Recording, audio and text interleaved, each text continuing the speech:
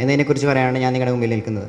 അപ്പോൾ point of inflation കടന്നു വരുന്ന രണ്ട് ഗ്രാഫുകൾ നിങ്ങളെ പരിചയപ്പെടുത്തുകയാണ്. നിങ്ങൾക്ക് സുപരിചിതമായ രണ്ട് ഗ്രാഫുകളാണ് f(x) sin x and f(x) = x3. നമുക്കറിയാം ഒരു ഗ്രാഫിൽ അതിൻ്റെ കോൺകേവിറ്റി ചേഞ്ച് ചെയ്യുന്ന പോയിൻ്റാണ് അവിടുത്തെ പോയിൻ്റ് ഓഫ് ഇൻഫ്ലേഷൻ.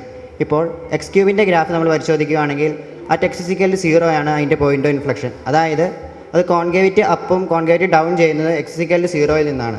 ഇനി sin x-ൻ്റെ ഗ്രാഫ് പരിശോധിക്കുമ്പോൾ അറ്റ് x = -π 0 π/2 0 π 2π എന്നിവിടങ്ങളിൽ നമുക്ക് അതിൻ്റെ കോൺകേവിറ്റിക്ക് മാറ്റം വരുന്നതായി കാണാം. അപ്പോൾ x = 0 π 2π up to nπ എന്നിവിടങ്ങളിൽ നമുക്ക് പോയിൻ്റ് ഓഫ് ഇൻഫ്ലേഷൻ കാണാൻ സാധിക്കും.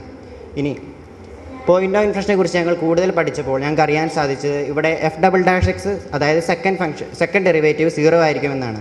എന്ന് കരുതി എല്ലാ ഗ്രാഫുകളുടെ കേസിലും സെക്കൻഡ് ഡെറിവേറ്റീവ് 0 ആകണമെന്നില്ല. ചില കേസുകളിൽ അവിടുത്തെ സെക്കൻഡ് ഡെറിവേറ്റീവ് നോട്ട് ഡിഫൈൻഡ് ആണ്. അതിന് എക്സാമ്പിൾ പറയുകയാണെങ്കിൽ √(x). ഇനിയിപ്പോൾ നമ്മൾ ഡെറിവേറ്റീവിൻ്റെ കാര്യം പറഞ്ഞു. ഇനി നമുക്ക് ടാൻജൻ്റ് കാര്യത്തിലേക്ക് കടക്കാം. ഇപ്പോൾ ഈ രണ്ട് ഗ്രാഫുകൾ പോയിൻ്റ് ഓഫ് ഇൻഫ്ലേഷന് മുമ്പും അതിന് ശേഷവും അവിടുത്തെ ടാൻജൻറ്റിന് എന്തെങ്കിലും മാറ്റം വരുന്നുണ്ടോ എന്ന് നോക്കാം. ഇപ്പോൾ sin x-ൻ്റെ ടാൻജൻറ്റ് ഇപ്പോൾ നമ്മൾ കണ്ടു. ഈ ടാൻജൻറ്റ് ശ്രദ്ധിക്കുകയാണെങ്കിൽ നമുക്ക് മനസ്സിലാക്കാൻ സാധിക്കും ഇവിടെ ഗ്രാഫിന് മുകളിലൂടെയാണ് ടാൻജൻറ്റ് പാസ് ചെയ്യുന്നത്. ഇനി മറ്റൊരു പോയിൻ്റ് നമ്മൾ കൺസിഡർ ചെയ്യുകയാണെങ്കിൽ ഇവിടെ നേരെ മറിച്ച് ഗ്രാഫിൻ്റെ അടിയിൽ കൂടിയാണ് ടാൻജൻറ്റ് പാസ് ചെയ്യുന്നത്. ഇതിൽ നിന്ന് നമുക്ക് മനസ്സിലാക്കാൻ സാധിക്കും ഏതോ ഒരു പോയിന്റിൽ വെച്ച് ഇതിൻ്റെ ടാൻജൻറ്റ് ഈ ഗ്രാഫിനെ ക്രോസ് ചെയ്യുന്നു. ഈ പർട്ടിക്കുലർ പോയിൻ്റ് എന്ന് പറയുന്നത് അവിടുത്തെ പോയിൻ്റ് ഓഫ് ഇൻഫ്ലേഷനാണ്. അതായത് പോയിൻ്റ് ഓഫ് ഇൻഫ്ലേഷനിൽ വെച്ച് അവിടുത്തെ ടാൻജൻറ്റ് ആ ഗ്രാഫിനെ ക്രോസ് ചെയ്യുന്നു. അപ്പോൾ ഞങ്ങൾ നേരത്തെ പറഞ്ഞതുപോലെ ഒരു ഗ്രാഫിനെ സംബന്ധിച്ചിടത്തോളം പോയിൻ്റ് ഓഫ് ഇൻഫ്ലേഷൻ വളരെയധികം ക്രൂഷ്യലാണ്.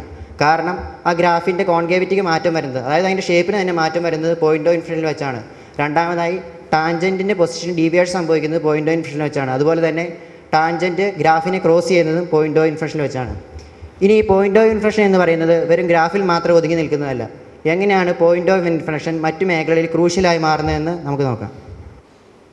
പ്രയോജനകരമാകണം, മാനവരാശിക്ക് ഉപകാരപ്രദമാകണം എന്നൊരു വീക്ഷണക്കോണുള്ളവരാണ് ഞങ്ങൾ. അപ്പോൾ ഈ പ്രൊജക്ട് സ്റ്റഡിയായി മുന്നോട്ട് പോകുമ്പോൾ ഇതിൻ്റെ കണ്ടെത്തലുകൾ മറ്റൊരാൾക്ക് പ്രയോജനകരമാകണമെന്നൊരു ലക്ഷ്യം ഞങ്ങൾക്കുണ്ടായിരുന്നു. അപ്പോൾ ആ അന്വേഷണത്തിൻ്റെ അനന്തരഫലമാണ് ഞങ്ങൾ നിങ്ങൾക്ക് മുന്നിൽ അവതരിപ്പിക്കാൻ പോകുന്നത്. ഇപ്പോൾ ഞാൻ നിങ്ങൾക്ക് മുന്നിൽ അവതരിപ്പിച്ചിരിക്കുന്ന ഗ്രാഫ് അമേരിക്കയുടെ 1960 ശേഷം 2008 വരെയുള്ള ആഭ്യന്തര ഉൽപ്പാദനത്തിലെ വളർച്ചയും തളർച്ചയും രേഖപ്പെടുത്തുന്ന ഒരു ഗ്രാഫാണ്. എക്കണോമിക്സിനെ കുറിച്ച് പരിചിതമില്ലാത്തവർക്ക് വേണ്ടി മൊത്ത ആഭ്യന്തര ഉൽപ്പാദനം എന്താണെന്ന് പറയാം. മൊത്ത ആഭ്യന്തര ഉൽപ്പാദനം ഒരു രാജ്യത്തിൻ്റെ സാമ്പത്തിക നിലയെ സൂചിപ്പിക്കുന്നു. മൊത്ത ആഭ്യന്തര ഉൽപ്പാദനം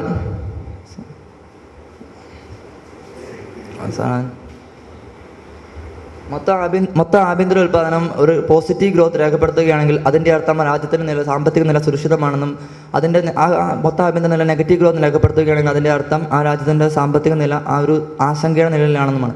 അപ്പോൾ ഇവിടെ നമുക്ക് കാണുവാൻ സാധിക്കുന്നത് അമേരിക്കയുടെ ഈ ഗ്രാഫിൽ നമുക്ക് കാണാൻ സാധിക്കുന്നത് x ആക്സിസിൽ വർഷവും y ആക്സിസിൽ മൊത്ത ആഭ്യന്തര ഉൽപ്പാദനത്തിൻ്റെ തുക ഡോളേഴ്സിൻ്റെ കണക്കിൽ രേഖപ്പെടുത്തിയിരിക്കുന്നതുമാണ്. ഈ ഗ്രാഫ് പരിശോധിക്കുമ്പോൾ തന്നെ നമുക്ക് കാണാൻ സാധിക്കുന്നത് ഈ ഗ്രാഫിൽ there are a lot of concave up and concave down regions. It means that there are a lot of point of inflections on this graph. ഞങ്ങൾ ആ പോയിന്റ് ഓഫ് ഇൻഫ്ലേഷൻസ് കണ്ടുപിടിച്ചു. 1978, 1987, 1992, 2008 തുടങ്ങിയ കാലയളവിൽ ഈ ഗ്രാഫിൽ പോയിന്റ് ഓഫ് ഇൻഫ്ലേഷൻ ഞങ്ങൾക്ക് കണ്ടുപിടിക്കാൻ സാധിച്ചു. മുമ്പ് ഞങ്ങൾ ഗ്രാഫിൻ്റെ കാര്യത്തിൽ സൂചിപ്പിച്ചതുപോലെ പോയിന്റ് ഓഫ് ഇൻഫ്ലേഷൻസ് കടന്നു വരുന്ന ഘട്ടങ്ങളിലെല്ലാം ഒരു ഗ്രാഫിൻ്റെ കാര്യത്തിൽ അത് ക്രൂഷ്യലായി മാറുന്നത് പോലെ ഈ ഗ്രാഫിൽ പോയിന്റ് ഓഫ് ഇൻഫ്ലേഷൻസ് കടന്നു വരുമ്പോൾ ലോക സാമ്പത്തിക രംഗത്ത് എന്തെങ്കിലും ക്രൂഷ്യലായിട്ടുള്ള സംഭവങ്ങൾ നടന്നിട്ടുണ്ടോ, അല്ലെങ്കിൽ അതെന്തൊക്കെയാണ് അതിൻ്റെ crucial aspect point of inflation ഇവിടെ നിലനിർത്തുന്നുണ്ടോ, ആ ഒരു അന്വേഷണമാണ് ഈ പ്രോജക്റ്റ്. അപ്പോൾ ഞങ്ങൾ കണ്ടുപിടിക്കാൻ സാധിച്ചത് 1978 പോയിന്റ് ഓഫ് ഇൻഫ്ലേഷൻ സാക്ഷിയാകുന്നത് ലോകത്തിലെ ഏറ്റവും വലിയ രാജ്യങ്ങളിലൊന്നായ ചൈന അവരുടെ മാർക്കറ്റ് ലിബറലൈസ് ചെയ്തപ്പോൾ, ഉദാരവൽക്കരണ നയം കൊണ്ടുവന്നപ്പോൾ, അവരുടെ നിക്ഷേപ സൗഹാർദ്ദ രാജ്യമായി വളരാൻ ശ്രമിച്ചപ്പോൾ അമേരിക്കയുടെ ഗ്രാഫിൽ ഒരു പോയിന്റ് ഓഫ് ഇൻഫ്ലേഷൻ കടന്നു വരുന്നത്. ഞങ്ങൾ അതിനു മുമ്പ് അമേരിക്കയുടെ ഗ്രാഫ് തന്നെ ഞങ്ങൾ തിരഞ്ഞെടുക്കാൻ കാരണം നമ്മൾ ലോക സാമ്പത്തിക രംഗത്തെ അതികായന്മാരായാണ് അമേരിക്ക അറിയപ്പെടുന്നത്. അതുകൊണ്ട് തന്നെയാണ് ഞങ്ങൾ അമേരിക്കയുടെ ഗ്രാഫ് തിരഞ്ഞെടുത്തത്. അപ്പോൾ അങ്ങനെ ഒരു മാർക്കറ്റ് ചൈന തുറന്നു കൊടുത്തപ്പോൾ അമേരിക്കയിലേക്ക് ഒഴുകേണ്ടിയിരുന്ന നിക്ഷേപ സൗഹാർദ്ദ രാജ്യമായി വളർന്നുകൊണ്ടിരുന്ന ചൈനയിലേക്ക് ഒഴുകിയപ്പോൾ അമേരിക്കയുടെ ഗ്രാഫിൽ ഒരു പോയിന്റ് ഓഫ് ഇൻഫ്ലേഷൻ കടന്നു വരികയും അങ്ങനെ പോയിന്റ് ഓഫ് ഇൻഫ്ലേഷൻ ലോക സാമ്പത്തിക രംഗത്തെ സംബന്ധിച്ച് ഒരു ക്രൂഷ്യൽ സംഭവത്തിന് സാക്ഷിയാവുകയും ചെയ്യുകയെന്നൊരു കാഴ്ചയാണ് കാണാൻ സാധിക്കുന്നത്. മറ്റൊരു പോയിന്റ് ഓഫ് ഇൻഫ്ലേഷൻ കടന്നു വരുന്നത് 1987. ആ കാലഘട്ടങ്ങളിൽ നമുക്കെല്ലാം അറിയാം ഗൾഫ് യുദ്ധം ഉണ്ടായിരുന്ന സമയമാണ്. അമേരിക്കയുടെ മൊത്തം ആഭ്യന്തര ഉൽപ്പാദനത്തിൻ്റെ 30% കടന്നു വരുന്നത് എണ്ണ കയറ്റുമതിയിലൂടെയാണ്. അപ്പോൾ അതിലെ എണ്ണപ്പാടങ്ങൾ ഏകദേശം പകുതിയിലധികവും ഗൾഫ് രാജ്യങ്ങളിലാണ്. അപ്പോൾ ഗൾഫ് യുദ്ധം അമേരിക്ക എണ്ണ കയറ്റുമതിക്ക് പ്രതികൂലമായി ബാധിച്ചപ്പോൾ അവരുടെ സാമ്പത്തിക നില അനിശ്ചിതാവസ്ഥ നേരിടുകയും ചെയ്തു. അപ്പോൾ ലോക സാമ്പത്തിക രംഗത്തെ സംബന്ധിച്ച് കാലഘട്ടം ഒരു അരാജകത്തിന് അവസരമായിരുന്നു. അങ്ങനെ ഒരു സുപ്രധാനപ്പെട്ട ഒരു സംഭവത്തിനും കൂടെ പോയിന്റ് ഓഫ് ഇൻഫ്ലേഷൻ സാക്ഷിയാകുന്ന കാഴ്ചയാണ് നമുക്ക് ഇവിടെ കാണുവാൻ സാധിക്കുന്നത്. വീണ്ടും ഒരു പോയിന്റ് ഓഫ് ഇൻഫ്ലേഷൻ കണ്ടെത്തുവാൻ സാധിക്കുന്നത് 1992-ലാണ്. അത് ഇന്ത്യയെ സംബന്ധിക്കുന്ന ഒരു സുപ്രധാനപ്പെട്ട ഒരു സാമ്പത്തിക നടപടി ഉണ്ടായ വർഷമാണ്. നമ്മുടെ ഇന്ന് ബഹുമാനപ്പെട്ട പ്രധാനമന്ത്രി ഡോക്ടർ മൻമോഹൻ സിംഗ് ധനമന്ത്രിയായിരുന്ന കാലഘട്ടങ്ങളിൽ നടപ്പിലാക്കിയ ഉദാരവൽക്കരണ നയം പ്രാബല്യത്തിൽ വന്ന വർഷമാണ് 1992. അപ്പോൾ മുമ്പ് ചൈന ചെയ്തതുപോലെ ഇന്ത്യ ചെയ്തപ്പോൾ 1978 സംഭവിച്ചതുപോലെ ഇന്ത്യയിലേക്ക് നിക്ഷേപങ്ങൾ ഒഴുകിയപ്പോൾ അമേരിക്കയുടെ ഗ്രാഫിൽ ഒരു പോയിന്റ് ഓഫ് ഇൻഫ്ലേഷൻ കടന്നു വന്നു. അപ്പോൾ ഇന്ത്യക്ക് അത് ഞാൻ പറയാൻ ആഗ്രഹിക്കുന്നത്, മുമ്പ് ചൈന 1978 കൈവരിച്ചതുപോലെ ഒരു സാമ്പത്തിക പുരോഗതി 1992 ഇന്ത്യക്ക് കൈവരിക്കാൻ സാധിച്ചിട്ടില്ല. അതിന് നമ്മുടെ ഇവിടുത്തെ രാജ്യത്തെ അഴിമതി, കൈക്കൂലി, മറ്റ് ഒരു അവസ്ഥ നമ്മുടെ രാജ്യത്തിൽ നമുക്കെല്ലാം അറിയാം. ആ അവസ്ഥ കാരണം ഇന്ത്യക്ക് ആ സാമ്പത്തിക പുരോഗതി നേടിയെടുക്കാൻ സാധിച്ചില്ല. അപ്പോൾ അങ്ങനെ സുപ്രധാനപ്പെട്ട ഒരു സംഭവത്തിനും ലോക സാമ്പത്തിക രംഗത്തെ സംബന്ധിച്ച് മറ്റൊരു സുപ്രധാനപ്പെട്ട സംഭവത്തിനും ഈ പോയിന്റ് ഓഫ് ഇൻഫ്ലേഷൻ സാക്ഷിയാകുന്ന കാഴ്ച നമുക്ക് കാണുവാൻ സാധിക്കും. 2008 മറ്റൊരു പോയിന്റ് ഓഫ് ഇൻഫ്ലേഷൻ നമുക്ക് കാണുവാൻ സാധിക്കും. അത് നമുക്കെല്ലാം അറിയാം. നമ്മളിപ്പോൾ വിറ്റ്നസ് ചെയ്തുകൊണ്ടിരിക്കുന്ന ലോക സാമ്പത്തിക മാന്ദ്യം തുടങ്ങിയ വർഷമാണ് 2008. അങ്ങനെ ലോക സാമ്പത്തിക സബ്പ്രൈം ലോൺസിന് അനിയന്ത്രിതമായ കൊടുക്കലുകൾ കാരണം അമേരിക്ക ഒരു സാമ്പത്തിക മാന്ദ്യത്തിലെത്തിയ അവസരമായിരുന്നു 2008. അപ്പോൾ ആ ഒരു സുപ്രധാനപ്പെട്ട സംഭവത്തിനും കൂടെ പോയിന്റ് ഓഫ് ഇൻഫ്ലേഷൻ സാക്ഷിയാകുന്ന കാഴ്ചയാണ് ഇവിടെ നമുക്ക് കാണുവാൻ സാധിച്ചത്. അപ്പോൾ ഞാൻ മുമ്പ് സൂചിപ്പിച്ചതുപോലെ പോയിന്റ് ഓഫ് ഇൻഫ്ലേഷൻ അത് കടന്നു വരുന്ന എക്കണോമിക്സ് എന്ന മേഖലയിൽ ക്രൂഷ്യലായി മാറുന്ന ഒരു കാഴ്ചയാണ് ഇതിലൂടെ ആകെ നമുക്ക് കാണുവാൻ സാധിക്കുന്നത്. മുമ്പ് ഞാൻ പറഞ്ഞതുപോലെ ഞങ്ങൾക്ക് ഒരു ഗ്രാഫിലൂടെ ഒരു ബിന്ദുവിലൂടെ എങ്ങനെ ഒരു രാജ്യത്തിന് സാമ്പത്തിക പുരോഗതി അറ്റൈൻ ചെയ്യാമെന്ന് ഞങ്ങൾ സൂചിപ്പിക്കാൻ പോവുകയാണ്. മുമ്പ് 1978 ഒരു പോയിന്റ് ഓഫ് ഇൻഫ്ലേഷൻ കടന്നു വന്നപ്പോൾ അത് പ്രയോജനപ്പെടുത്തി ചൈനയൊക്കെ, ഇന്ന് നമുക്കറിയാം ലോകത്തിലെ ഏറ്റവും വലിയ സാമ്പത്തിക പുരോഗതി കൈവരിച്ച രാജ്യങ്ങളൊന്നും ചൈന മാറിക്കൊണ്ടിരിക്കുന്നു. അപ്പോൾ ചൈന സാമ്പത്തിക പുരോഗതിയിലേക്ക് പോയത് 1978 പോയിന്റ് ഓഫ് ഇൻഫ്ലേഷൻ വന്ന ഒരു കാലഘട്ടം തൊട്ടാണ്. 1987 ഗൾഫ് യുദ്ധവും തുടർന്ന് എണ്ണ കയറ്റുമതിക്ക് നേരിട്ട് പ്രതികൂലാവസ്ഥയും പ്രയോജനപ്പെടുത്തിയത് ആഫ്രിക്കൻ രാജ്യങ്ങളിൽ എണ്ണപ്പാടങ്ങൾ ഉണ്ടായിരുന്ന പല രാജ്യങ്ങളുമാണ്. ജപ്പാൻ, ജർമ്മനി മുതലായ രാജ്യങ്ങളാണ്. അവർ പ്രയോജനപ്പെടുത്തി അവർ സാമ്പത്തികമായി നല്ല നിലയിലെത്തുകയും ചെയ്തു. അപ്പോൾ അങ്ങനെ വീണ്ടും ഒരു പോയിന്റ് ഓഫ് ഇൻഫ്ലേഷൻ കടന്നു വന്നപ്പോൾ നമുക്ക് എന്തുകൂടെ നമ്മുടെ രാജ്യത്തിന് അത് പ്രയോജനപ്പെടുത്തിക്കൂടാ. മുമ്പ് പോയിന്റ് ഓഫ് ഇൻഫ്ലേഷൻ കടന്നു വന്നപ്പോൾ പല രാജ്യങ്ങളും പ്രയോജനപ്പെടുത്തിയതുപോലെ ചരിത്രം നല്ലൊരു ഗുരുവാണ്. അത് പറഞ്ഞത് അത് തന്നെയാണ്. മുമ്പ് പോയിന്റ് ഓഫ് ഇൻഫ്ലേഷൻ അമേരിക്കയുടെ ഗ്രാഫിൽ കടന്നു വന്നപ്പോൾ മറ്റ് പല രാജ്യങ്ങളും പ്രയോജനപ്പെടുത്തിയപ്പോൾ അവരെല്ലാം വികസനത്തിൻ്റെ പാതയിലേക്ക് കുതിച്ചു. ഇന്നൊരു പോയിന്റ് ഓഫ് ഇൻഫ്ലേഷൻ കടന്നു വരുമ്പോൾ നമുക്ക് എന്തുകൂടെ പ്രയോജനപ്പെടുത്തിക്കൂടാ. ഈ അഴിമതിയും മറ്റുമെല്ലാം തുടച്ചു നീക്കിക്കൊണ്ട് സാമ്പത്തികമായ പുരോഗതി കൈവരിച്ചുകൂടാ. നമ്മളതിനെ എത്തിച്ചാൽ അത് നമുക്ക് തീർച്ചയായും കിട്ടുമെന്നാണ് ഈ പഠനം സൂചിപ്പിക്കുന്നത്. അത് ഞങ്ങൾക്ക് കിട്ടിയ റിസൾട്ടാണ്. അങ്ങനെ ഞങ്ങൾക്ക് മനസ്സിലാക്കിയത് ഒരു ബിന്ദു രാജ്യത്തിൻ്റെ പുരോഗതി സഹായിക്കുമെന്നാണ്. ഇവിടെ മാത്സ് എന്നായിരിക്കും നിങ്ങൾ ചോദിക്കുന്നത്. മുമ്പ് ഞങ്ങൾ സൂചിപ്പിച്ചതുപോലെ ഡിഫറൻസിയേഷനും ഇൻ്റഗ്രേഷനും ഒക്കെ നമ്മൾ സഹായിക്കുന്നുണ്ട്. അതൊക്കെ വലിയ മാത്തമാറ്റിക്സിലെ ഒരുവിധം വലിയ ടൂൾസാണ്. ഇവിടെ ഒരു പോയിന്റ് തന്നെ ഒരു സാമ്പത്തിക പുരോഗതിയെ സഹായിക്കുന്നു, ഒരു രാജ്യത്തിൻ്റെ എക്കണോമിക്സ് അവസ്ഥയെ സഹായിക്കുന്ന ഒരു കാഴ്ച. മാത്സിൽ ഒരു പോയിന്റ് പോലും ഉപയോഗപ്രദമല്ലാതിരിക്കുന്നില്ല എന്നാണ് ഇതിലൂടെ നമുക്ക് മനസ്സിലാക്കാൻ സാധിക്കുന്നത്. അടുത്തതായി ഞാൻ പരിചയപ്പെടുത്തുവാൻ പോകുന്ന ഗ്രാഫ് ബയോളജിയിലെ ഒരു ഗ്രാഫാണ്. ഞാൻ ബയോളജി സ്റ്റുഡൻസ് ആയതുകൊണ്ട് തന്നെ ബയോളജിയോടൊരു ഇഷ്ടം കൂടുതലുണ്ട്. അതുകൊണ്ട് തന്നെ ബയോളജിയിലെ ഗ്രാഫ് നിങ്ങൾക്ക് പരിചയപ്പെടുത്തുകയാണ്. ഈ ഗ്രാഫിൽ എക്സ് ആക്സിസിൽ ഞങ്ങൾ രേഖപ്പെടുത്തിയിരിക്കുന്നത് ദിവസവും, വൈ ആക്സിസിൽ ഞങ്ങൾ രേഖപ്പെടുത്തിയിരിക്കുന്നത് ടെമ്പറേച്ചറുമാണ്. ഇത് ഒരു ഹ്യൂമൻ ഫീമെയിലിൻ്റെ ബോഡി ടെമ്പറേച്ചറിന് അവരുടെ മെൻസ്ട്രുവൽ സൈക്കിളിൻ്റെ ഇടയ്ക്ക് നേരിടുന്ന അല്ലെങ്കിൽ അവരുടെ ബോഡിയിൽ സംഭവിക്കുന്ന ടെമ്പറേച്ചർ വ്യതിയാനങ്ങൾ രേഖപ്പെടുത്തിയ ഒരു ഗ്രാഫാണ്. നമുക്ക് പ്രഥമ ദൃഷ്ടിയെ തന്നെ കാണുവാൻ സാധിക്കും. ഈ ഗ്രാഫിൽ ഒരു കോൺകേവ് അപ്പ്, കോൺകേവ് ഡൗൺ റീജിയനുണ്ട്. അവിടെ ഈ ഗ്രാഫിൽ ഒരു പോയിന്റ് ഓഫ് ഇൻഫ്ലേഷൻ ഉണ്ട്. ഞങ്ങൾ ഈ ഗ്രാഫിൽ പോയിന്റ് ഓഫ് ഇൻഫ്ലേഷൻ കണ്ടുപിടിച്ചപ്പോൾ അത് ഒക്കർ ചെയ്യുന്നത് F'(x=0) എന്ന പ്രിൻസിപ്പിൾ വെച്ച് കണ്ടുപിടിച്ചപ്പോൾ ഓൾമോസ്റ്റ് 14.14 ഡേ, ഓൾമോസ്റ്റ് 14 ഡേയിലാണ് ഈ പോയിന്റ് ഓഫ് ഇൻഫ്ലേഷൻ ഉണ്ടാകുന്നത്. അപ്പോൾ ഞങ്ങൾ കൂടുതൽ ഗ്രഹണമായ പഠനം നടത്തിയപ്പോൾ മനസ്സിലാക്കാൻ സാധിച്ചത് F'(x=0) എന്ന് പറയുന്ന പോയിന്റ് F'(x)ൻ്റെ മാക്സിമം X' മാക്സിമം എന്ന പോയിന്റ് ആയിരിക്കും. പോയിന്റ് ഓഫ് മാക്സിമയുടെ ഐഡിയ വെച്ച് F'(x) മാക്സിമം എന്ന് പറഞ്ഞാൽ ഇവിടെ X ആയിട്ട് കൺസിഡർ ചെയ്തിരിക്കുന്നത് Y ആയിട്ട് കൺസിഡർ ചെയ്തിരിക്കുന്നത് ബോഡി ടെമ്പറേച്ചറാണ്. F'(x) എന്ന് വെച്ചാൽ rate of change of body temperature. Rate of change of body temperature ഏറ്റവും മാക്സിമം ആയിരിക്കുന്ന ദിവസമാണ് 14th ഡേ എന്നാണ് മനസ്സിലാക്കാൻ സാധിച്ചത് പോയിന്റ് ഓഫ് മാക്സിമയുടെ ഐഡിയ വെച്ച് കണ്ടുപിടിച്ചപ്പോൾ. മാത്രമല്ല നമ്മൾ സയൻറ്റിഫിക്കലായിട്ട് അപ്രൂവ് ആകുന്ന ഒരു ഡാറ്റയാണ് ഫെർട്ടിലൈസേഷനുള്ള അല്ലെങ്കിൽ ചാൻസസ് ഓഫ് അറ്റൈനിങ് പ്രഗ്നൻസിക്ക് ഏറ്റവും കൂടുതൽ ചാൻസ് ഉള്ള ദിവസം 14th ഡേ ആണ്. ഈ 14th ഡേയിൽ തന്നെയാണ് പോയിന്റ് ഓഫ് ഇൻഫ്ലക്ഷൻ കടന്നു വരുന്നതും അന്ന് തന്നെയാണ് ഒരു ഹ്യൂമൻ ഫീമെയിൽ ടെമ്പറേച്ചറിൽ ഏറ്റവും കൂടുതൽ വ്യതിയാനം സംഭവിക്കുന്നു. അങ്ങനെ ഒരു ഹ്യൂമൻ ബോഡിയെ സംബന്ധിച്ചും പോയിന്റ് ഓഫ് ഇൻഫ്ലക്ഷൻ ക്രൂഷ്യലാകുന്ന ഒരു കാഴ്ച. അപ്പം ഞങ്ങൾ ഈ പഠനത്തിൻ്റെ ആദ്യം മുതൽ അവസാനം വരെ എസ്റ്റാബ്ലിഷ് ചെയ്യാൻ ശ്രമിച്ചിരിക്കുന്നത് പോയിന്റ് ഓഫ് ഇൻഫ്ലക്ഷൻ അത് കടന്നു വരുന്ന അവസരങ്ങളിലെല്ലാം തന്നെ ക്രൂഷ്യലായി മാറുന്ന ഒരു കാഴ്ച. നമുക്കെല്ലാം പറയാം ഗോൾഡൻ റേഷ്യോ എന്ന നമ്പർ 1.6 എന്ന നമ്പർ ക്രൂഷ്യലായി അതൊരു പ്രത്യേകത നൽകുന്നത് അത് കടന്നു വരുന്ന അവസരങ്ങളിലെല്ലാം അത് വേറിട്ട് നിൽക്കുന്നത് കൊണ്ടാണ്. ഇപ്പോൾ ഡാവിഞ്ചിയുടെ മൊണാലിസയിൽ 1.6 എന്ന റേഷ്യോ കണ്ടെത്തി അവിടെ ആ റേഷ്യോ കണ്ടെത്തി അങ്ങനെ ഭൂമിയിലെ പല താജ്മഹൽ തുടങ്ങിയ ഗോപുരങ്ങളിലെല്ലാം നമുക്ക് ഗോൾഡൻ റേഷ്യോ കണ്ടെത്താൻ സാധിക്കുന്നു. ഭൂമിയിലെ സുന്ദരമായ വസ്തുക്കളെല്ലാം ഗോൾഡൻ റേഷ്യോ കണ്ടെത്താൻ സാധിക്കുന്നു. അതുകൊണ്ടാണ് ആ നമ്പറിന് പ്രത്യേകത കൈവരുന്നത്. അതുപോലെ തന്നെ പോയിന്റ് ഓഫ് ഇൻഫ്ലക്ഷൻ നമുക്ക് പല ക്രൂഷ്യലായ സംഭവങ്ങളിലും പല നിർണായകമായ അവസരങ്ങളിലും പോയിന്റ് ഓഫ് ഇൻഫ്ലക്ഷൻ്റെ പ്രസൻസ് നമുക്ക് കണ്ടുപിടിക്കാൻ സാധിക്കുന്നു. അത് ഈ നമ്പറിനെ പോയിന്റിനെ മറ്റ് പോയിന്റുകളിൽ നിന്ന് വ്യത്യസ്തമാക്കുന്നു എന്നൊരു തിരിച്ചറിവ് ഞങ്ങൾക്ക് ഈ പ്രോജക്റ്റ് സ്റ്റഡിയിൽ നിന്നുണ്ടായി. പിന്നെ വേറെ ഒന്നും ഞങ്ങൾക്ക് പറയുവാനുള്ളത്, ഞങ്ങളുടെ ഈ പ്രോജക്റ്റ് സ്റ്റഡി ഞങ്ങൾ രാജ്യത്തിന് എക്കണോമിക്സ് സംബന്ധമായ ഒരു റിലയബിൾ ആയിട്ടൊരു ഡാറ്റ കൊടുത്തിട്ടുണ്ട്. ഇത് ഞങ്ങൾ സ്വയം അനലൈസ് ചെയ്ത് കണ്ടുപിടിച്ച ഡാറ്റയാണ്. അത് റിലയബിളാണ്. ആധികാരികമായ ഗ്രാഫൊക്കെ ഉപയോഗിച്ചാണ് ഞങ്ങൾ പഠനം നടത്തിയത്. അതിൽ നിന്ന് ഞങ്ങൾക്ക് മനസ്സിലാക്കാൻ സാധിച്ചത് രാജ്യത്തിന് ഒത്തിരി പുരോഗതി കൈവരിക്കാൻ ഉതകുന്ന കുറച്ച് ഡാറ്റാസാണ് ഞങ്ങൾ പ്രൊവൈഡ് ചെയ്തിരിക്കുന്നത്. ഇത് രാജ്യത്തിൻ്റെ പുരോഗതിക്കായി ഉപയോഗിക്കുകയാണെങ്കിൽ അതിൽ ഞങ്ങൾ ചാരിതാർത്ഥ്യമുള്ളവരായിരിക്കും. പ്രൊജക്ട് സ്റ്റഡിയിലൂടെ നല്ലൊരു ലക്ഷ്യം ഒരുവിധം ഞങ്ങൾ കൈവരിക്കാൻ സാധിച്ചു എന്ന് ഞങ്ങൾ വിശ്വസിക്കുന്നു. ഇതിനായി ഞങ്ങൾ സഹായിച്ച ഞങ്ങളുടെ മാത്സ് ടീച്ചർക്കും ഞങ്ങളുടെ സ്കൂൾ എക്കണോമിക്സ് സാറിനും ഒക്കെ ഈ അവസരത്തിൽ ഞങ്ങൾ നന്ദി പറയുന്നു. ഈ പ്രൊജക്റ്റ് അവതരിപ്പിക്കാൻ അവസരം തന്ന ഗണിതശാസ്ത്ര പരിഷത്ത് ഞങ്ങൾ നന്ദി അറിയിച്ചോളൂ.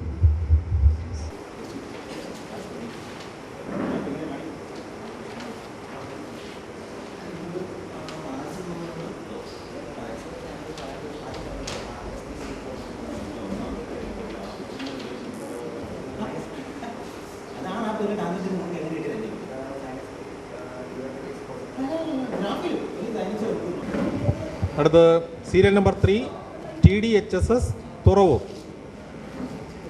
അഭിജിത്ത് വിജയ്, അഖിൽ അശോക്, ശ്രീഹരി എം, സുമിത് വർമ്മ.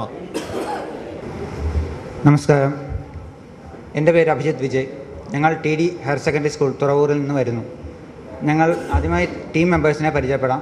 അഖിൽ അശോക്, ശ്രീഹരി എം, സുമിത് വർമ്മ, പിന്നെ ഞാൻ ആണ് അവതരിപ്പിക്കുന്നത്. ഞങ്ങളുടെ വിഷയം പോയിന്റ് ഓഫ് ഇൻഫ്ലക്ഷൻ ആണ്. ഈ പഠനം കൊണ്ട് ഞങ്ങൾ ഉദ്ദേശിച്ചത് 3 കാര്യങ്ങളാണ്. 1, പോയിന്റ് ഓഫ് ഇൻഫ്ലക്ഷനെ കുറിച്ച് പഠിക്കുക. 2, നിത്യജീവിതത്തിൽ പോയിന്റ് ഓഫ് ഇൻഫ്ലക്ഷനെ കുറിച്ചുള്ള അതിൻ്റെ പ്രാധാന്യം മനസ്സിലാക്കുക. 3, ടേണിംഗ് പോയിന്റുകളും പോയിന്റ് ഓഫ് ഇൻഫ്ലക്ഷനും തമ്മിലുള്ള വ്യത്യാസം മനസ്സിലാക്കുക. അതിൽ ഒരു ഫംഗ്ഷൻ്റെ ഗ്രാഫ് പരിഗണിക്കുകയാണെങ്കിൽ ആ ഫംഗ്ഷൻ്റെ വിലകൾ ചേഞ്ച് ചെയ്യുന്ന, അതിൻ്റെ സൈൻ ചേഞ്ച് ചെയ്യുന്ന പോയിന്റുകളെയാണ് ടേണിംഗ് പോയിന്റുകൾ എന്ന് വിളിക്കുന്നത്. ഫംഗ്ഷൻ്റെ സ്വഭാവം ചേഞ്ച് ചെയ്യുന്ന പോയിന്റുകളെ. അവയിൽ തന്നെ ഒരു സ്പെഷ്യൽ കേസായി പോയിന്റ് ഓഫ് ഇൻഫ്ലക്ഷനെ വേണമെങ്കിൽ പരിഗണിക്കാം.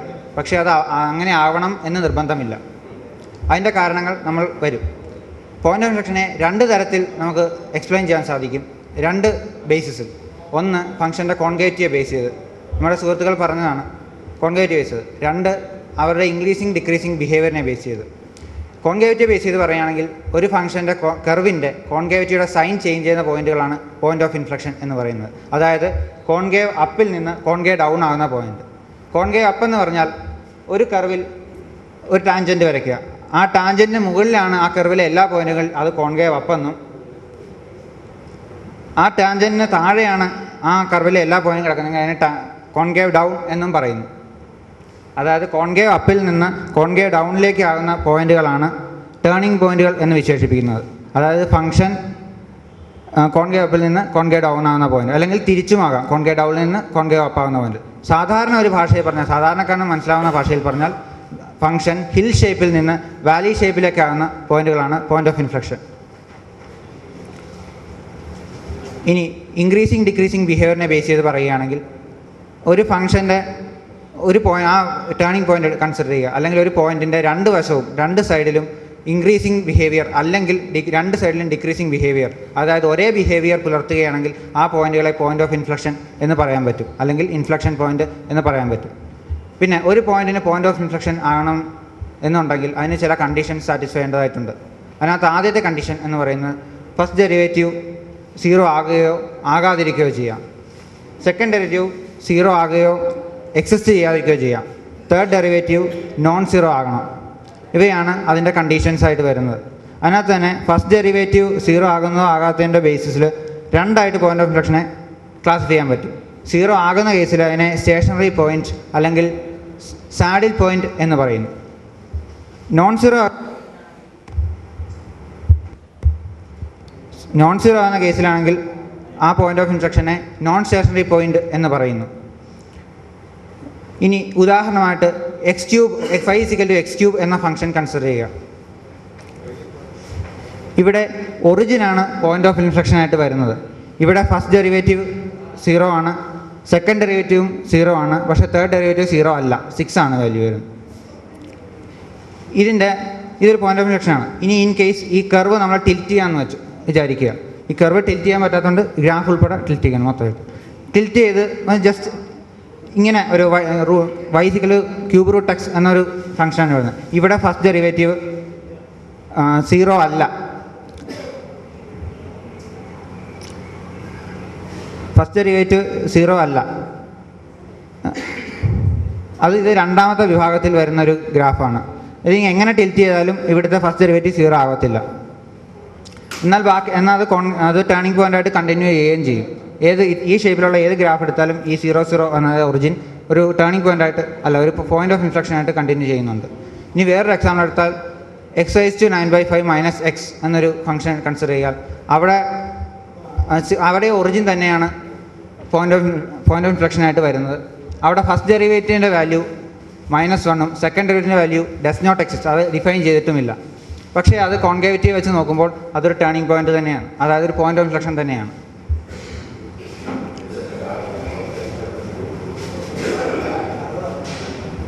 നിത്യജീവിതത്തിൽ ഒരുപാട് അവസ്ഥകളിൽ കൂടെ നമ്മൾ പോയിന്റ് ഓഫ് ഇൻഫ്ലക്ഷനെ കുറിച്ച് മനസ്സിലാക്കുന്നുണ്ട്. അതിന് ഈ ഗ്രാഫിൽ നോക്കുകയാണെങ്കിൽ ഇതിനകത്ത് ബ്ലൂ ആകുന്ന പോയിന്റുകൾ കോൺകേവ് ഡൗൺ ആണ് കാണിക്കുന്നത്. ബ്ലാക്ക് ആകുന്ന പോയിന്റുകൾ പോയിന്റ് ഓഫ് ഇൻഫ്ലക്ഷനും യെല്ലോ ആകുന്നത് കോൺകേവ് അപ്പുമായിട്ടാണ് കാണിക്കുന്നത്. ഈ ഗ്രാഫിൽ കൂടെ മനസ്സിലാകുമ്പോൾ ഏകദേശം ഒരു ഗ്രാഫുകളിലെ പോയിന്റ് ഓഫ് ഇൻഫ്ലക്ഷൻ എന്ന കൺസെപ്റ്റ് മനസ്സിലാകും. ഇനി നിത്യജീവിതത്തിൽ വരുന്ന കുറേ സാഹചര്യങ്ങൾ നമുക്ക് മനസ്സിലാക്കാം. നിരവധി സാഹചര്യങ്ങളിൽ കൂടി നമ്മൾ പോയിന്റ് ഓഫ് ഇൻഫ്ലക്ഷൻ്റെ പ്രാധാന്യം മനസ്സിലാക്കേണ്ടതുണ്ട്. സെൻസെക്സ് ഗ്രാഫുകളിലും മറ്റേ കമ്പനിയുടെ വളർച്ച നിരക്ക് കാണിക്കുന്ന ഗ്രാഫുകളിലുമൊക്കെ പോയിന്റ് ഓഫ് ഇൻഫ്ലക്ഷൻ ധാരാളമായി നമുക്ക് കാണാൻ കഴിയും. വാർത്താമാധ്യമങ്ങളിലും മറ്റും ധാരാളമായി പോയിന്റ് ഓഫ് ഇൻഫ്ലക്ഷൻ എന്ന വാക്ക് ഉപയോഗിക്കാറുണ്ട്. സാധാരണ അത് ഉപയോഗിക്കുന്നത് worst is over and things are starting to turn around എന്ന ആശയത്തെയാണ് ആ വാക്കുകൊണ്ട് അവിടെ ഉദ്ദേശിക്കുന്നത്. ബെർലിൻ വാളിൻ്റെ പതനം ആഗോള രാഷ്ട്രീയത്തിൽ ഒരു പോയിന്റ് ഓഫ് ഇൻഫ്ലക്ഷനായി വിലയിരുത്തുന്നുണ്ട്. ടെക്നോളജിയിൽ ഒരു പോയിന്റ് ഓഫ് ഇൻഫ്ലക്ഷനാണ് ഇൻ്റർനെറ്റിൻ്റെ കൊമേഴ്സ്യലൈസേഷൻ. അതുപോലെ തന്നെ ഒരു കമ്പനിയിൽ പുതിയ സിസ്റ്റം ഇംപ്ലിമെൻറ്റ് ചെയ്യുകയാണെന്നിരിക്കട്ടെ, അവിടെ നന്നായിട്ട് വളർച്ചയിൽ വന്നുകൊണ്ടിരുന്നൊരു കമ്പനിയാണ്. അവിടെ പുതിയ സിസ്റ്റം ഇംപ്ലിമെൻറ്റ് ചെയ്യുമ്പോഴത്തേക്കും അവിടെ ചെറിയൊരു മന്ദഗതിയിലുള്ള വളർച്ചയായിരിക്കും വരുന്നത്. അത് പൂർണ്ണമായിട്ട് പ്രാവർത്തികമാകാൻ കുറച്ച് സമയമെടുക്കും. ആ സമയത്ത് ഒരു ചെറിയ മന്ദഗതി വരും, പിന്നെ അത് പൂർണ്ണമായിട്ട് പ്രാവർത്തികമാകുമ്പോൾ പിന്നെയും വളർച്ച ഉയർന്നുകൊണ്ടേയിരിക്കും. ആ പോയിന്റുകളെയും പോയിന്റ് ഓഫ് ഇൻഫ്ലക്ഷൻ എന്ന് പറയാൻ സാധിക്കും. ഒരു റോഡിൻ്റെ കേസിൽ എടുക്കുകയാണെങ്കിൽ ഒരു വൈൻഡിങ് റോഡ് കൺസിഡർ ചെയ്യുക, മലമ്പ്രദേശമൊക്കെ ഉള്ള ഒരു വൈൻഡിങ് റോഡ് കൺസിഡർ ചെയ്യുകയാണെങ്കിൽ ലെഫ്റ്റിൽ നിന്ന് റൈറ്റിലേക്ക് സ്റ്റിയറിംഗ് വീൽ അതിനിടയ്ക്ക് വെച്ച് സ്റ്റിയറിംഗ് വീൽ ഒന്ന് നേരെയാവും. ആ പോയിന്റുകളെ പോയിന്റ് ഓഫ് ഇൻഫ്ലക്ഷൻ എന്ന് വിശേഷിപ്പിക്കാം. റോഡുമായി ബന്ധപ്പെടുത്തിയാൽ അതിനൊരുപാട് ആക്സിഡൻറ്റ് പ്രിവെൻറ്റിങ് അങ്ങനെയുള്ള കുറേ ആപ്ലിക്കേഷൻസുമായിട്ട് ഇതിനെ ബന്ധപ്പെടുത്താൻ പറ്റും. ഇപ്പോൾ എല്ലാം ഇൻക്രീസിങ് ഫംഗ്ഷനെ വെച്ചാണ് പറഞ്ഞത്. ഇനി ഒരു ഡിക്രീസിങ് ഗ്രാഫിനെ കൺസിഡർ ചെയ്യുകയാണെങ്കിൽ ഒരു അപകടം സംഭവിച്ച ഒരു മനുഷ്യനെ അയാൾക്ക് രക്ഷപ്പെടാനുള്ള അവസ്ഥ, ജീവിതത്തിലേക്ക് തിരിച്ചു വരാനുള്ള അവസ്ഥ കുറഞ്ഞു വരികയാണ്. അവസരം അല്ലെങ്കിൽ സാധ്യത കുറഞ്ഞു വരികയാണ്. അയാൾക്ക് വേണ്ട മെഡിക്കൽ സപ്പോർട്ട് കൊടുത്തു കഴിയുമ്പോൾ അല്ലെങ്കിൽ വൈദ്യസഹായം കൊടുത്തു കഴിയുമ്പോഴത്തേക്കും അയാൾക്ക് ജീവിതത്തിലേക്ക് രക്ഷപ്പെടാനുള്ള സാധ്യത കൂടി വരും. പക്ഷേ ഇടയ്ക്ക് വെച്ച് ഉള്ള എക്യുപ്മെൻറ്റ്സ് എന്തെങ്കിലും തകരാറ് വന്നാൽ വീണ്ടും അയാളുടെ ജീവൻ രക്ഷിക്കാനുള്ള സാധ്യത കുറഞ്ഞു വരും. അപ്പോഴും അവിടെ ഒരു പോയിന്റ് ഓഫ് ഇൻഫ്ലക്ഷൻ നമുക്ക് കാണാൻ കഴിയും. ഇതുപോലെ നിരവധി മേഖലയിൽ നമുക്ക് പോയിന്റ് ഓഫ് ഇൻഫ്ലക്ഷൻ്റെ പ്രാധാന്യം അല്ലെങ്കിൽ സാമീപ്യം മനസ്സിലാക്കാൻ കഴിയും. ഒരു സ്ട്രാറ്റജിക് ചേഞ്ച് അല്ലെങ്കിൽ ഒരു വലിയ മാറ്റത്തെയാണ് പോയിന്റ് ഓഫ് ഇൻഫ്ലക്ഷൻ എന്നുകൊണ്ട് ഉദ്ദേശിക്കുന്നത്. ഞങ്ങൾ എയിമാക്കി വെച്ചിരുന്ന, ഞങ്ങൾ ലക്ഷ്യമാക്കി വെച്ചിരുന്ന വേറൊരു കാര്യമാണ് ഇവർ തമ്മിൽ ടേണിംഗ് പോയിന്റുകളും പോയിന്റ് ഓഫ് ഇൻഫ്ലക്ഷനും തമ്മിലുള്ള വ്യത്യാസം എന്നുള്ളത്. അവർ തമ്മിലുള്ള മെയിൻ വ്യത്യാസം എന്ന് പറയുന്നത് ഫസ്റ്റ് ഡെറിവേറ്റീവ് 0 ആകുന്ന ആ കേസ് തന്നെയാണ്. ടേണിംഗ് പോയിന്റുകളാണെങ്കിൽ ഫസ്റ്റ് ഡെറിവേറ്റീവ് 0 ആകുക തന്നെ ചെയ്യണം. പോയിന്റ് ഓഫ് ഇൻഫ്ലക്ഷൻ്റെ കേസിൽ അങ്ങനെ നിർബന്ധമില്ല. ഫസ്റ്റ് ഡെറിവേറ്റീവ് 0 ആകുകയോ ആകാതിരിക്കുകയോ ചെയ്യാം. എക്സ് ക്യൂബിൻ്റെ കേസിൽ നമ്മൾ കണ്ടതാണ്. ഇനി ഒരു ടേണിംഗ് പോയിന്റിൻ്റെ അവിടെ ടേണിംഗ് പോയിന്റിൽ ഒരു ടാൻജൻറ്റ് വരച്ചാൽ എക്സ് ആക്സിന് പാരലായിരിക്കും. അത് തന്നെയാണ് ഫസ്റ്റ് ഡെറിവേറ്റീവ് ഈക്വൽ ടു 0 എന്നതുകൊണ്ട് ഉദ്ദേശിക്കുന്നത്. പോയിന്റ് ഓഫ് ഇൻഫ്ലക്ഷൻ്റെ കേസിലാണെങ്കിൽ അവിടെ ആ കർവിനെ അത് മീറ്റ് ചെയ്യും, ടാൻജൻറ്റ് മീറ്റ് ചെയ്യും. അത് തമ്മിൽ ഇൻ്റർസെക്റ്റ് ചെയ്യുന്നതായിട്ട് കാണാൻ പറ്റും.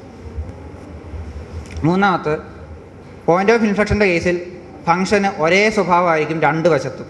ഇൻക്രീസിങ് ആണെങ്കിൽ താഴത്തും ലെഫ്റ്റ് സൈഡിൽ ഇൻക്രീസിങ്, റൈറ്റ് സൈഡിൽ ഇൻക്രീസിങ്. ഡിക്രീസിങ് ആണെങ്കിൽ ലെഫ്റ്റ് സൈഡിൽ ഡിക്രീസിങ്, റൈറ്റ് സൈഡിൽ ഡിക്രീസിങ്. പക്ഷേ ഒരു ടേണിംഗ് പോയിൻ്റ് കേസിൽ അങ്ങനെ നിർബന്ധമില്ല. കാരണം നിർബന്ധമില്ലെന്നല്ല, അല്ല. കാരണം ടേണിംഗ് പോയിന്റ് പറയുമ്പോൾ തന്നെ ഡിക്രീസിങ് ബിഹേവിയർ ടേണിംഗ് പോയിന്റുകൾ എന്ന് പറയുന്നത്. ഇത്രയാണ് ഞങ്ങൾക്ക് ഇതിൽ നിന്ന് മനസ്സിലാക്കാനായിട്ട് സാധിച്ചത്. ഇത്രയും അറിവ്, ഒരുപാട് അറിവ് ഞങ്ങൾക്ക് ഈ പ്രോജക്റ്റ് ചെയ്യുന്നതിലൂടെ സാധ്യമായി. ഇതിന് ഞങ്ങളെ സഹായിച്ച, ഇത് ഞങ്ങൾക്ക് വേദി ഒരുക്കിയ കേരള ഗണിതശാസ്ത്ര പരിഷത്തിനും ഞങ്ങളെ കൂട്ടുകാർക്കും ഞങ്ങളെ സഹായിച്ച ഞങ്ങളുടെ പ്രിയപ്പെട്ട മാത്സ് ടീച്ചർ രമാനന്ദ് സാറിനും ഞങ്ങൾ ഇത്ര നേരം ഞങ്ങളിത് കേട്ടുകൊണ്ടിരുന്ന വേദികളിലിരിക്കുന്ന എല്ലാവർക്കും നന്ദി രേഖപ്പെടുത്തിക്കൊണ്ട് ഞങ്ങൾ നിർത്തുന്നു. Thank U.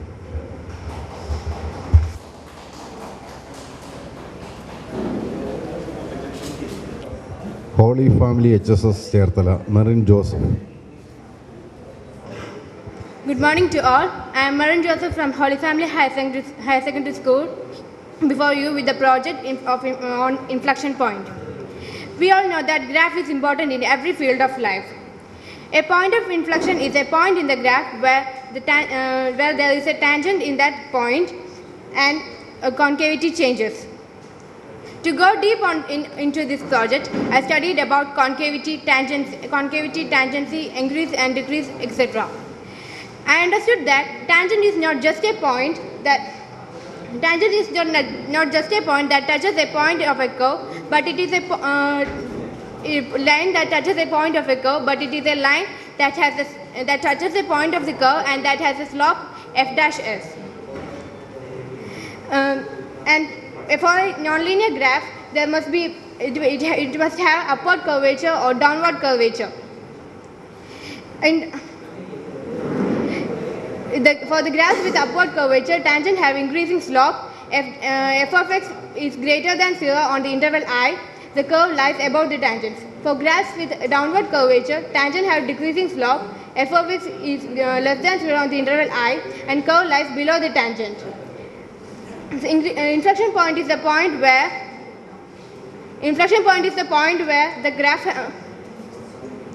the graph has second derivative of x is equal to 0.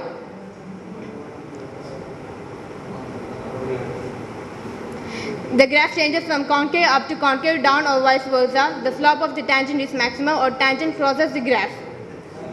Now let us discuss how inflection point helps in the construction of graphs. Just consider a function f of x is equal to x raised to 4 minus 4 into x raised to cube plus 10. For that, derivative and second derivative of that function and find the roots of that function and prepare the sign pattern of that function. The sign pattern of first derivative will give the behavior of that graph, and sign pattern of second derivative will give the concavity of that graph. And by combining these two patterns, we can draw the rough graph of that function.